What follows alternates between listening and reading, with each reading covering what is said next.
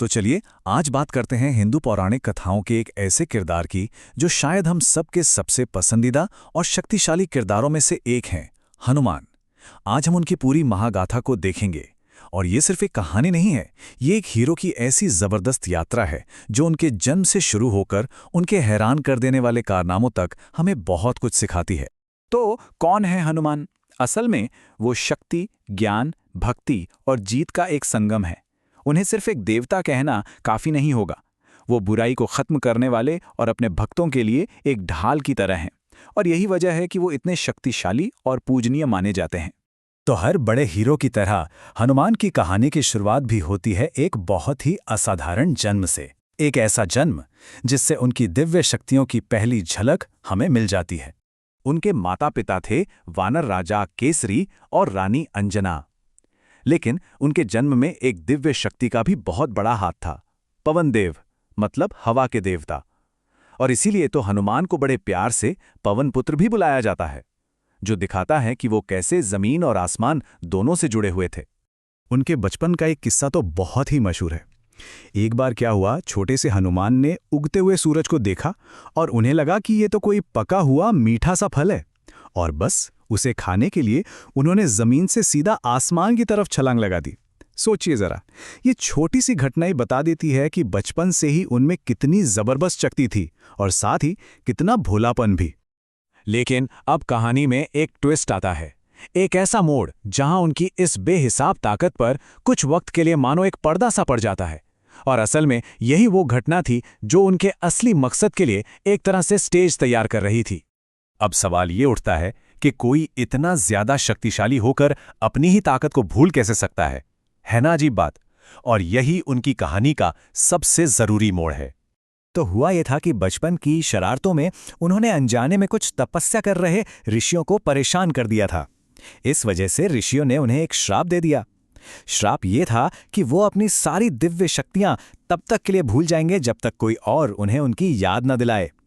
वैसे देखा जाए तो ये श्राप एक तरह से छिपा हुआ वरदान ही था, ताकि उनकी इस जबरदस्त शक्ति का इस्तेमाल सही वक्त पर किसी बहुत बड़े काम के लिए किया जा सके। और वो बड़ा काम, वो बड़ा उद्देश्य तब सामने आता है जब हनुमान की जिंदगी को एक नई दिशा मिलती है। ये वो पल था जब वनवास के समय उनकी मुलाकात भगवान राम से होती है। उस समय राम और लक्ष्मण माता सीता को ढूंढते हुए जंगलों में भटक रहे थे। तभी उनकी मुलाकात वानर राजा सुग्रीव से हुई। सुग्रीव ने अपने सबसे भरोसेमंद साथी हनुमान को ये पता लगाने के लिए भेजा कि आखिर ये दो अजनबी हैं कौन। और बस यही वो मुलाकात थी जिसने आगे चलकर पूरा इतिहास ही बदल दिया। और सबसे दिलचस्प बात क्या है पता है? राम हनुमान की ताकत से नहीं बल्कि उनकी समझदारी और बात करने के तरीके से इंप्रेस हुए थे। उन्होंने लक्ष्मण से कहा भी, जिस राजा के पास ऐसा दूत हो उसकी जीत तो पक्की है। इससे पता चलता है कि हनुमान सिर्फ ताकतवर ही नहीं थे बल्कि बहुत बुद्धिमान भी थे। तो चलिए अब कहानी के उस हिस्से में चलते हैं जिसका हम सबको इंतजार है।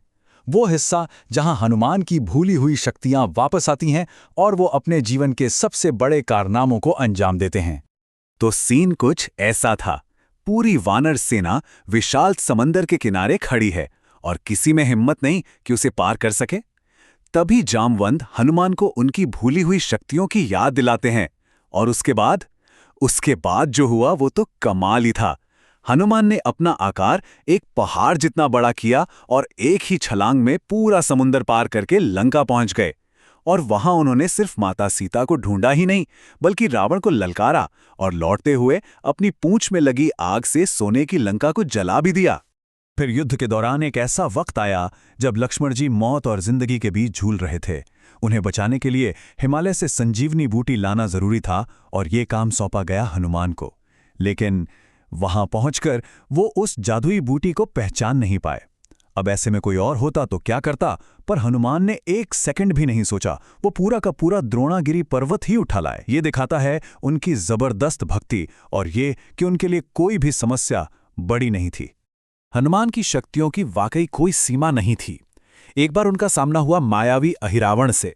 अब उसे हराने की शर्त ये थी कि 5 अलग अलग दिशाओं में जल रहे जादुई दियों को एक ही साथ बुझाना था। ये तो नामुमकिन सा काम था। तो इस चुनौती को पूरा करने के लिए हनुमान ने लिया पंचमुखी अवतार, मतलब 5 मुंह वाला रूप, और एक ही बार में सारे दिए बुझा दिए। मतलब वो हर मुश्किल के हिसाब से खुद को बदल सकते थे।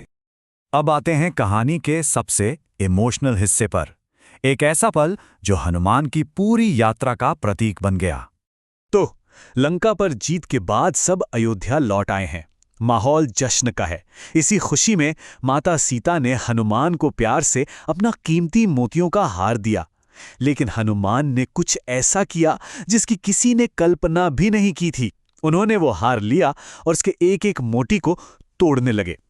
अब सब हैरान थे कि वो ऐसा क्यों कर रहे हैं। जब उनसे पूछा गया तो उन्होंने बड़े ही शांत भाव से जवाब दिया, मैं तो बस ये देख रहा हूं कि इन मोतियों में मेरे प्रभु राम और माता सीता हैं या नहीं, क्योंकि अगर वो इनमें नहीं है तो ये हार मेरे किसी काम का नहीं। सोचिए, एक ही लाइन में उन्होंने भक्ति को दुनिया की हर कीमती चीज से ऊपर बता दिया। और अपनी बात को साबित करने के लिए उन्होंने अपनी छाती फाड़कर सबको दिखाई। और वहां मौजूद हर शख्स ने देखा कि उनके दिल में सचमुच राम और सीता बसे हुए थे। इससे बड़ा भक्ति का सबूत और क्या हो सकता था। वैसे हनुमान के कई नाम हैं और हर नाम उनके किसी न किसी काम से जुड़ा है। जैसे कि उदिक्रमण, मतलब वो जिन्होंने समंदर को लांघा, या फिर सीता शोक विनाशक, मतलब जिन्होंने सीता जी का दुख दूर किया, और लक्ष्मण प्राणदाता, मतलब लक्ष्मण को जीवन देने वाले।